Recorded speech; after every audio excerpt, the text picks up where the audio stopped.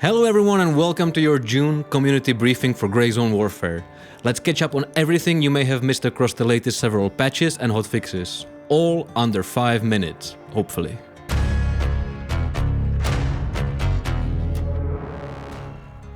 Since the release of Update 0.3 Winds of War, we focused on two main objectives: stabilization and polishing the experience through bug fixes and rapid responses to your feedback. Let's start with one of the more noticeable changes: nighttime combat.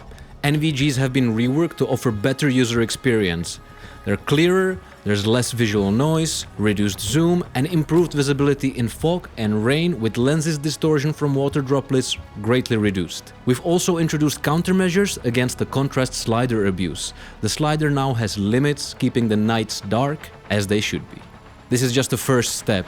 A more complex and immersive night experience is in development, one that will make the darkness more challenging and therefore even more rewarding. Now, you've asked for illuminated reticles and we've delivered. Select scopes now offer toggleable illumination, making sniping more viable than ever before. Conflict zones have also been expanded. The diameter is now 300 meters instead of 200 meters, making it much more difficult to gauge from where the shots came. Now, onto key fixes. A major issue with equipping rigs onto your body armor, making the body armor useless, has now been fixed. We've also made a couple of tweaks to the UI. The health screen now properly shows fatal shots, and the quick access menu now lists all your tactical devices as designed. We also tackled the AI behavior. No more twitching, sliding, floating, or walking through doors. Spawn logic has also been improved to provide tougher and more consistent fights even in minor outposts. Vendor stocks have been expanded and rebalanced, offering a wider selection of optics, ammunition, and items that better reflect your level progression. Exploration has also been refined. Dozens of stuck spots across the map were removed, and several pieces of bulletproof glass were replaced and removed for better consistency. Regarding animations, transitions from sprint to prone and from prone to spring are now more fluid. Audio issues, including looping, pain sounds, and missing gunfire, have been addressed. VoIP performance is also improved. This is particularly obvious on the custom servers. More on that in a minute. Dragging teammates or kicking doors now drains the correct amount of stamina. Vomiting no longer interrupts your healing animations. Strike missions and tasks saw multiple fixes, from auto-failing and tracking bugs to repeat notifications. Task items now disappear correctly after failure, and objectives complete in the proper order. Now about custom servers.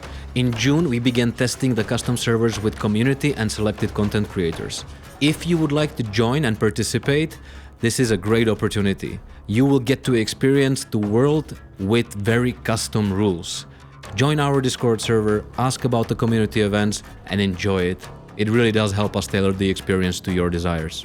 Now, the Twitch drop campaign. The initial rollout had some issues, but we've introduced a system to compensate anyone who didn't receive their rewards, as well as an option to compensate those that enrolled. This campaign taught us a lot, and we promise that in the future, this experience is going to be much smoother. Now the big topic: performance and stability. Performance is up and the crashes are down. We rolled out several server-side optimizations and fixed mesh data bug that caused rendering crashes. DLSS frame-gen issues on NVIDIA 50 series GPUs have been resolved. For maximum stability, we now recommend NVIDIA driver version 576.80. VRAM and RAM memory leaks, especially during long sessions, have been thoroughly addressed. However, the work is still ongoing and we're continuing to refine and optimize the system performance. Further improvements are to be expected in upcoming patches.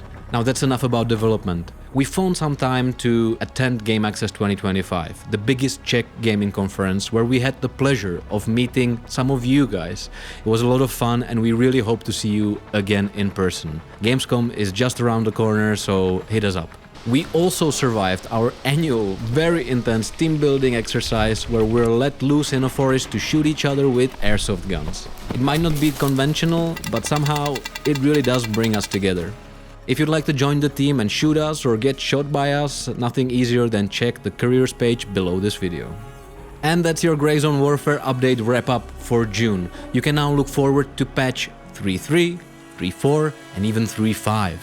And that's it for this month's community briefing. We'll see you soon, and please keep that feedback coming. You guys are helping to shape the future of Gray Zone warfare. Every move matters.